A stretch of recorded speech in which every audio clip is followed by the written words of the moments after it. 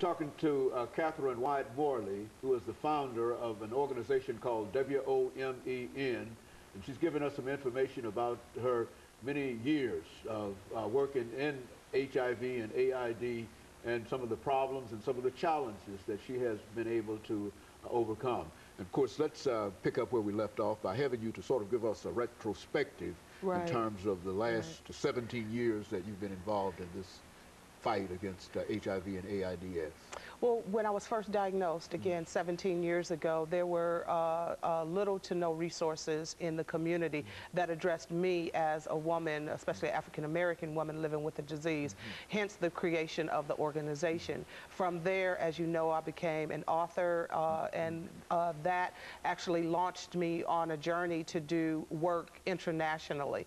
I became very involved with a lot of national boards, a lot of international boards, and I have seen HIV and AIDS in Africa, as we have discussed, and I've seen it in Thailand, and I've seen it in Warsaw, Poland, and many different countries. I've seen it in China as recently as 2009. So AIDS in other countries is just as devastating as international. Yes, it is. It is an internet. It doesn't care at all. Like I had said, it only cares that you be human.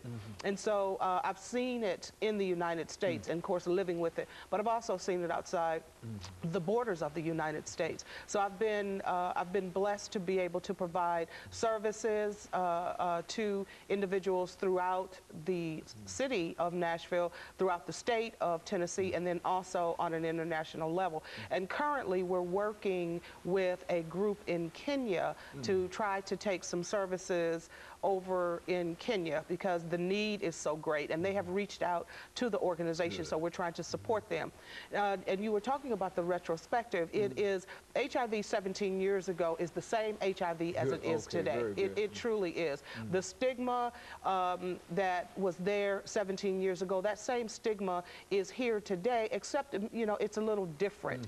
The stigma has more to do now with people don't talk about it. More sophisticated. It is. People don't talk about it. People think that, oh, if I get infected, I'll just take a pill, having no idea what the medications are and the ramifications of taking these antiretroviral therapy medications are. And they just think that it won't happen to me because of because of my economic background or because of my education or for whatever reason, people are lulled into believing that HIV won't happen to them. Unfortunately, I was one of those ones too. We categorize the individuals that have HIV as somehow beneath us, somehow dirty, somehow apart or separate, and that is truly not the case.